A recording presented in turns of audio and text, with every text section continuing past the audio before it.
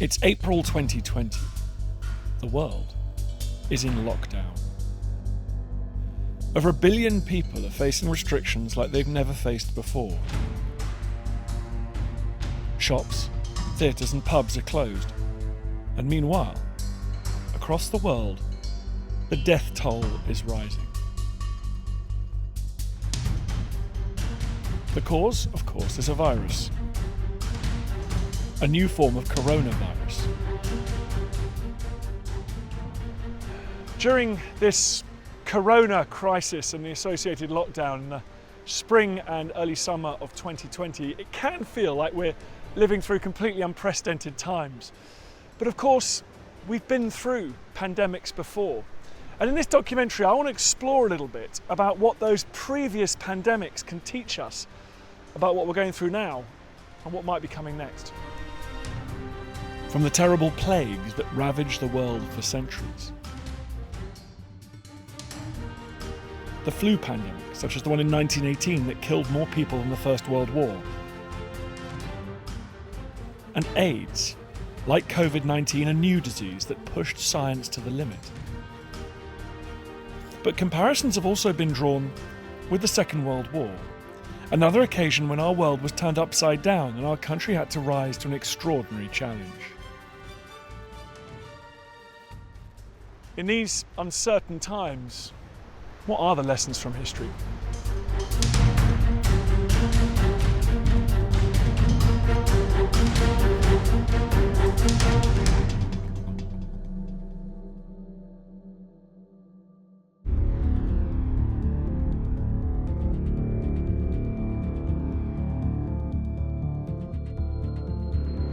Over and over again, the word used to describe our current situation is unprecedented.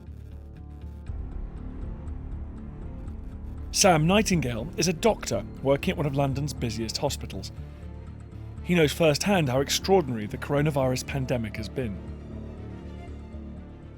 So this pandemic has been a huge challenge to healthcare systems around the world, and it's really stretched the NHS in a way that we've never seen before. And working in the hospitals when this was happening, it was surreal for hospitals that are usually full of patients with all different illnesses to suddenly be completely full of just a single illness. But whilst there are aspects of the coronavirus pandemic that are unique, we have faced even bigger challenges in the past. To get a better understanding of COVID-19 and how it might change all of our lives, I think it's worth going back through history and looking at previous occasions on which pandemics have swept across the world. And there's one particular disease that was so destructive, so deadly, that its name has almost become synonymous with death and disease itself: the plague.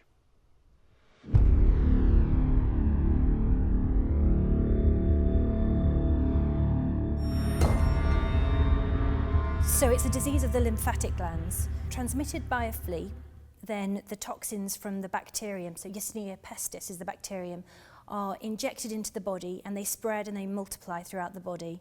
The person that's affected will feel as though they've got the flu or a heavy cold. They'll feel drowsy, tired, their muscles will be aching. And it's only when they start to get swelling in either the groin or the armpits, depending on the proximity to the flea bite. And these are the things that are known as buboes, and they swell and they blacken because of the blood underneath. They also get a spotted kind of rash as well, which some of the commentators at the time referred to as being the plague tokens. Many of the victims appear to be pushed into a kind of madness. They go a bit deranged, they do extreme things. There's a case of one man that was so badly affected, he was left on his own, and he set himself alight. He set his whole house alight because he didn't want to die in such a terrible way. So there's that madness, and then finally, estimates again vary, for around 70% of people affected by this, it would have led to death eventually. The plague represented the perfect storm, a disease that was highly infectious, with a very high mortality rate. It spread very, very quickly and spread throughout the year as well. So it didn't seem to stop according to the seasons. And we also know from various sources about 30% of the European population, perhaps 50% of the English population died. COVID-19, with less than a 1% fatality rate, is a very different disease. And so we need to be wary about making comparisons between the Black Death and our current predicament. But there are some similarities. For one thing, the plague, like coronavirus, is thought to have started in Asia. It probably emerged from a reservoir of pathogens, which we think was Y. pestis, which is plague, somewhere around Mongolia, Tibet, Western China, and it spread in the 1330s and gradually came westwards throughout Europe. What makes the plague particularly terrifying is that it didn't burn itself out like some fatal diseases. It became endemic in Europe and caused repeated outbreaks over the centuries. It was flaring up whenever and wherever the conditions were just right for it to spread. One example was the famous Great Plague of London in 1665. 17th century London was it was a metropolis, so it was packed full of people. The population was rising throughout the century. By the time we get to 1665, estimates put the population of the whole entire metropolis, so that's the City of London, Westminster, all of the suburbs as well, at around 450,000. Within the City of London, these buildings are very closely packed together. Walking through the streets of London would have been quite a dark experience, even in peak summertime, because the buildings were timber framed, overhanging. It was lined with plenty of businesses, so on each business there would have been a sign hanging down. People would be throwing their rubbish and things for the gutter out of the windows. It would have been busy with lots and lots of people, sedan chairs going back and forth, carrying the gentry from one side of the city to the other. It was a busy metropolis that was very smelly, very dirty, and had a consistent problem with sewage and dirt as well. Clearly this rotting meat, this stinking city, is a perfect place for rats to breed and grow and spread things. So the fact that there were so many people in one place made it a prime place for plague to spread. So that is our first lesson from history. Pandemics spread when societies create the perfect condition for that pandemic. That was true of the plague, and it's true of COVID-19. In wealthier countries, like in the UK, many of the epidemics of the past don't happen anymore. Things like cholera, they require poor sanitation to spread. And fortunately, we have very good sanitation and hygiene like that. But respiratory pathogens like COVID are different. It doesn't matter about sanitation. This is about proximity to each other. So our modern lives in big cities where we're close together, we're using public transport, we're in close proximity, that's the perfect environment for the spread of this kind of thing. And our modern, interconnected lifestyle has helped to spread the disease. This virus spread quickly throughout the world because in the modern world we fly around, the world's very connected. And it's also something about the nature of this illness. People often aren't that sick. They might even not have any symptoms at all, or they might just have a mild cough, but they can still be infectious. Or they may be in the period before they're infectious. And so these people can get on planes, they can fly in a way that they couldn't with some other illnesses where they would be very unwell and have to go to hospital. And so that allowed this virus to spread quickly throughout the world. And before we really knew what it was about or had even heard the term COVID-19. Another fascinating aspect of disease is how it affects different sections of society. In one sense, disease is a great leveller. Anyone can be infected. But that doesn't mean everyone is at equal risk. That's true of the coronavirus. What about the plague? Certainly the perception at the time was that the plague could affect anybody. There's a really brilliant preacher named Thomas Vincent, and his tracts are full of morbid metaphors and theories about everything, basically. I mean, his tract about the plague and the Great Fire of London is called God's Terrible Judgment on This City. That gives you an indication of what he was kind of like. But he believed that the arrow of death would fire at anybody, any age, sex, or whatever wealth somebody had. But in actual fact, And this wasn't because of the nature of plague, it was because of the nature of London, that it tended to be the poor that were more affected by plague. The wealthy did what the wealthy always do when plague arrives or an epidemic of any kind arrives. They retreat and they leave the space that's affected. And that's kind of why the poor were more heavily affected by plague than the rich. Well, we once thought that this killed indiscriminately, and certainly contemporaries felt that this was a very different disease that afflicted humanity equally. But from different sets of sources, we know that the death rates amongst the nobility were lower. Perhaps about a quarter of them died. And that's really because they must have known that it was coming, and they had multiple residences and were therefore much more able to be mobile during the passage of the epidemic locally, and able to move and to isolate themselves better. We see exactly the same with COVID-19. So social deprivation, socioeconomic status is linked with poor health outcomes from many different factors. Now, why this is particularly pronounced in COVID, it's not clear. It may be related to comorbidities, links to other illnesses, cardiovascular disease, diabetes, but it doesn't seem completely related to that. It may be linked to living conditions, people living more closely packed together or in multi-generational household. But again, the data trying to unpick it seems that it isn't just that. It may, of course, be related to genetic factors, certain ethnicities, for example, being more at risk. But again, so far the evidence doesn't seem to back that up. So we don't really know why that is, but it's certainly something that's very concerning. The Great Plague killed around 20% of London's population, but then it faded. And never again did Britain suffer a major epidemic of the plague. The reasons for this are still mysterious. We don't know. There are many theories of whether the population built up a natural immunity to plague, changes in shipping routes and trade routes may have made a difference, the evolution of the bacteria, evolution of rats. There are many, many theories out there. People having better diets, for example, that's another one. I couldn't say because I just don't know. And anybody that says that they know, if they're not a scientist, I wouldn't believe them. It's a complex interaction of both human response. Humans can take steps to reduce its spread, and they learn to do that. There's no doubt that some people must have caught it, built up immunity, and perhaps then were handing on a genetic immunity to subsequent generations. Plus, it's all to do also with the density of rodents, the density of the vectors, the fleas and so on.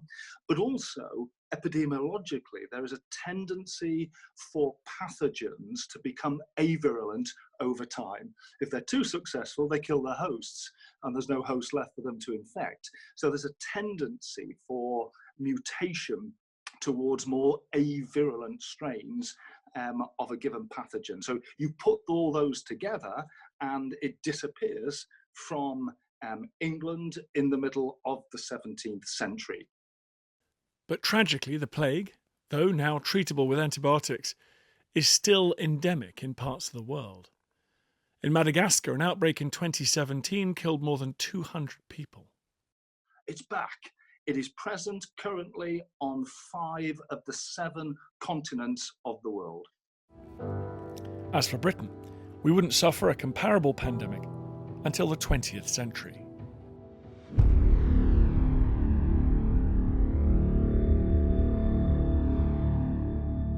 It's 1918. The Great War is raging all over the planet. But already, signs are emerging of a new killer that will take more lives than the fighting. You can picture the scene in London, despite the fact that it was that they'd been at war for 4 years. London was quite a bright and vibrant place. There were still parties. There was still the ghost of a social scene. Women were still desperately trying to pair their daughters up with the available men who were still left. But just occasionally you get a little mention in the Illustrated London News, for instance, about the flu being a bit bad this summer. Or a rather mocking aside in the London Times saying, oh yes, we've heard about this so-called Spanish flu coming over from Spain, and now I suppose everybody fashionable wants to get it, but of course, as soon as we have a bit of cold weather and a bit of rain, it'll just be gone. But that very same month, deaths began to occur, and by the end of July, around 800 people had died of the so-called Spanish flu in London. That was when it was beginning to impinge on public consciousness. But before that, in the rest of the country, there'd been a slow and steady body count. The flu rapidly spreads throughout the globe, infecting an estimated 500 million people, a third of the world's population. The final death toll is thought to be greater than the number killed by the fighting in the First World War, and perhaps even the Second. My verdict, along with the leader in the field, Professor John Oxford, is around about 100 million. It's a terrifying figure. The pandemic became known as the Spanish flu, but it didn't in fact originate in Spain. What happened was that there was already a killer flu that was doing the rounds of the military camps and the civilians, and it rolled through France and Italy and then across the Pyrenees, and it showed up in Spain, and it infected and almost killed the King of Spain, Alfonso XIII. Now, Spain was neutral, which meant that this strange new disease could be openly debated in the press. Newspapers could say, what is this strange disease? And doctors could talk about it freely. Over in Britain, under the Defence of the Realm Act, or DORA, anything that affected public morale was suppressed. So only really the briefest mention of Spanish flu was permitted at that time.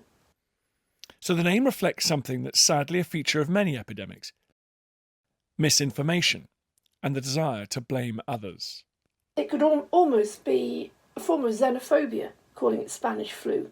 But different countries had different names for it. The Poles, when they got it, blamed it on communist Russia. With no effective treatments, the available tools to fight the virus were remarkably similar to those we're now using against the coronavirus. Washing hands, social distancing and wearing face masks, and some places were particularly effective in controlling the disease. The Manchester example is a very good one, because what happened in Manchester was the Chief Medical Officer of Health, Dr. James Niven, had already experienced the Russian flu epidemics when he'd worked as a GP.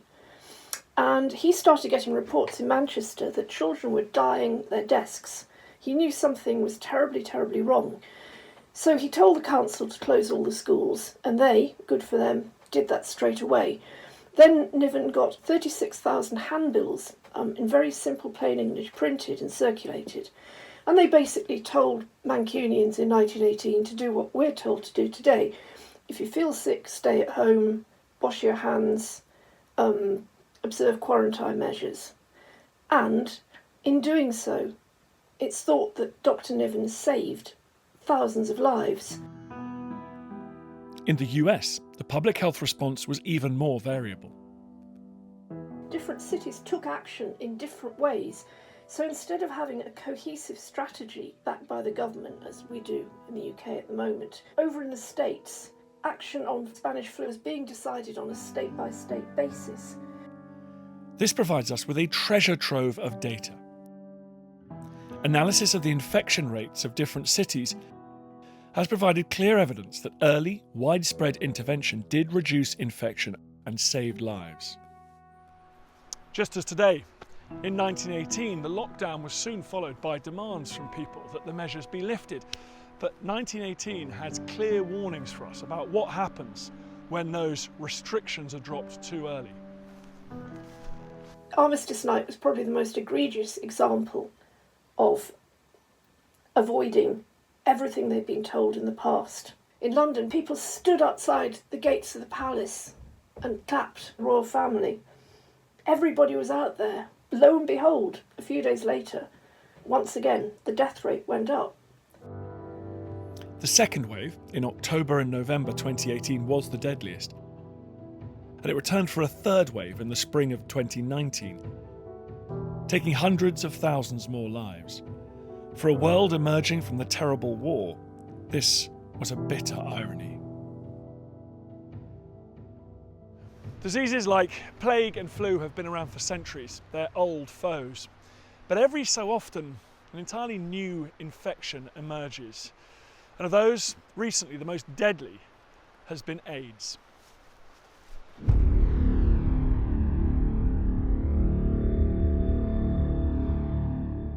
So in the early 80s, gay men in America started coming down with really unusual infections. Infections from bacteria and fungi and things that are all around us that don't usually cause any kind of illness. Usually the immune system just bats them off. And it was first referred to as GRIDS, gay-related immune deficiency syndrome, because it was a syndrome of the fact that the immune system was deficient. And slowly over time they realised it was a virus, and that virus was named HIV, and the illness that it caused was called AIDS. Not long after, it became clear that there was an illness in sub-Saharan Africa affecting people. And this caused a similar thing, but it predominantly caused people to sort of waste away. And so it was called slim disease, after people becoming very, very slim, people having severe diarrhea, just really wasting away and sadly dying. And it became clear that that actually was the same syndrome and caused by the same virus, HIV. It's estimated that to date over 30 million people have died of HIV, with the majority of cases occurring in Africa. As with coronavirus, medical science was at first powerless. So early on, there was nothing that could be done to control the spread of HIV other than behavioural change. And to some extent, it's like that with COVID now. HIV is predominantly spread by sexual contact, and so there were huge public health campaigns for people to change sexual practices, use condoms, avoid multiple partners. As it is now with COVID, it's really the blunt tool of behavioural change. Changing people's behaviour isn't easy, so health campaigns need a strong message in order to reduce those behaviours which help the disease to spread. So protect yourself. If you ignore AIDS, it could be the death of you. So don't die of ignorance. The public health campaign really centred around fear. This is a deadly illness that must be avoided at all costs. To some extent, you can see why that messaging was there, but actually that's had knock-on effects, negative effects, and that fear now has caused stigma. So, still people have very rarely disclose their status publicly or even to people around them. And these days still it gets in the way of people getting tested. A lesson from HIV is that we have to be careful what longer-term effects those warning messages might have. So with COVID, because the only tools we have at the moment are also behavioural change, a lot of public messaging is around fear of going out, fear of interacting with other people, fear of being in close proximity. And for some people that might have quite negative consequences in the long term. Even after the threat has passed, you might find people who were psychologically vulnerable, were isolated, perhaps on the edge of a sort of agoraphobia or a fear of that kind of social interaction. They might really lock down. And I think those are the people that we need to make sure don't get forgotten after this pandemic. Although there are now effective treatments for AIDS, we still don't have a vaccine. Another sobering lesson from HIV is that COVID may be something we'll have to learn to live with. Many people are hoping with COVID that this is something that's going to go away, hopefully sooner rather than later, that vaccination will get on top of it, or perhaps once we get enough people that have been affected by the virus, that we have a sort of herd immunity and the virus just sort of disappears. But of course that might not be the case, and with HIV that also wasn't the case. We still, 40 years on, have the virus circulating. Many millions of people worldwide are affected, and it doesn't seem to be going away. We don't have a vaccine, and the treatments, which have been very effective at improving people's lives and to some extent effective at stopping transmission, have also not managed to eradicate this virus. So this might be something we have for a long time, and we have to really deal with. And hopefully that science will respond with treatments, with vaccinations, to allow that any circulation of the virus to not affect people to any serious degree. But it may be that actually a degree of change in the way we live has to be brought about. Another historical precedent that people have been talking about a lot during this pandemic is the Second World War, and I suppose there are some similarities. An entire nation together against a common foe, mobilising as never before. What are the lessons that we can learn from studying the history of how our societies responded to that seismic shock?